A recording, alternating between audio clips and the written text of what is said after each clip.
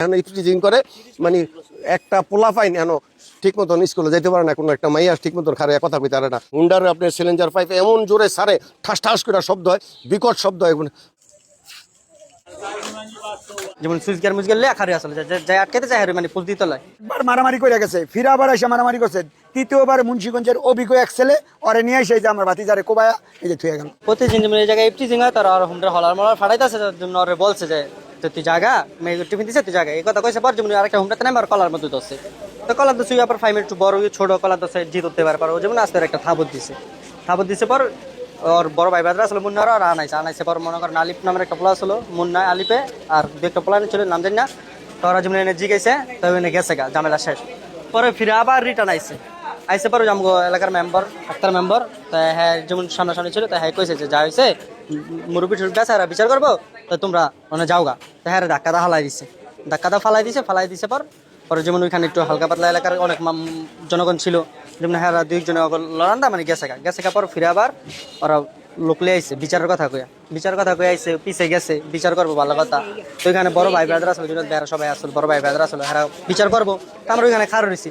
তো এর মধ্যে রানিং এর মধ্যে ফাইম রে 4-5টা পোস্ট লাগাই দিছে, 4-5টা রানিং এর মধ্যে পোস্ট লাগাই দিয়ে গেছে পোস্ট দিছে হয়েছে আপনে পোস্ট দিছে পরে যাই তোর আটকে ছিল বত্তলা এর মধ্যে আবার মনে আর 4-5 জন আসলো হোম ডেলে 4-5টা গাড়ি যেমন সুইচ গিয়ার মুজ গেলে আখারে আসলে যাই আটকাতে চাই মানে পোস্ট দিতে লয়। আমি একটাই সর্বোচ্চ বিচার চাই, সেটা সূক্ষ্ম বিচার চাই আমরা এইটুকুই। প্রতিদিনে আসার পরে আমার ভাই বেটা ওই মেরে নিয়ে ক্লাস করে ওই আসাতে মেয়েগো ডিস্টার্ব করতেছে।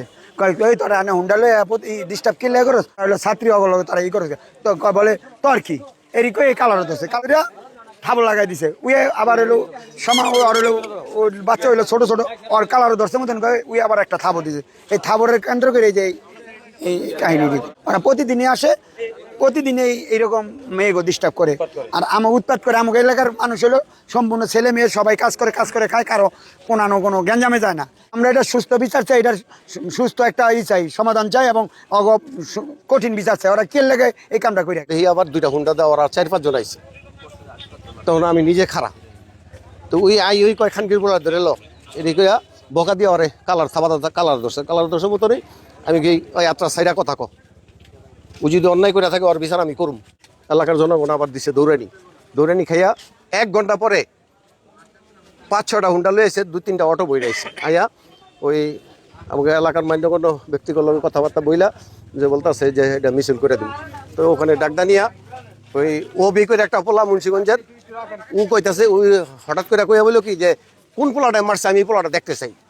এই কথার পরে লগেই আপনার বাপের নাম হয়েছে ইদ্রিস ভাইয়া ওই সুইচগেটটা বাইক হয়ে আমার পোলারে 4-5টা স্টেপ করছে, স্টেপ করে ওই দিকটা দৌড়ে ওরা গেছে ঠান্ডা পোলা পানি যখন দৌড়ানি দিছে তখন ওই যে 2টা হুন্ডা খালাই তুই চলে গেছে। তখন ওসব জনতা মনে করো দৌড়ে আর পায় নাই, এখন পাবলিকে হুন্ডা আগুনটা জ্বালাই দিছে। 50 বছর আমল তো এই জায়গাটাতে জুলুম নির্যাতন করতে আর রামসিংহের একটা ছাত্রছাত্রী নাই স্কুলের মধ্যে, কিন্তু আড্ডা করিয়া হেন আইয়া যত রকমের আড্ডা আছে স্কুলে এই কোনাটা মধ্যে খারে মাইয়া গো টিটকারি মিটকারি যে মাইয়ারা তো টিটকারি শূন্য অনেক সময় ওরা প্রতিবাদ করে না।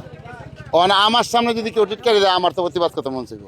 তত কারণে ওই ছেলেরা এরকম একটু প্রতিবাদ করতে গিয়েই আজকে এই কাহিনীটা করছে। আমরা ঘটনার সংবাদ পেয়ে আসি। এলাকায় বর্তমানে ফাহিম চিকিৎসাধীন অবস্থায় টঙ্গিবাড়ি হাসপাতালে আছে এবং পলাতক যারা আছে তাদেরকে আমরা গ্রেপ্তারের চেষ্টা করছি। অভিযোগ প্রাপ্তির সাপেক্ষে আইনগত ব্যবস্থা গ্রহণ করা হবে।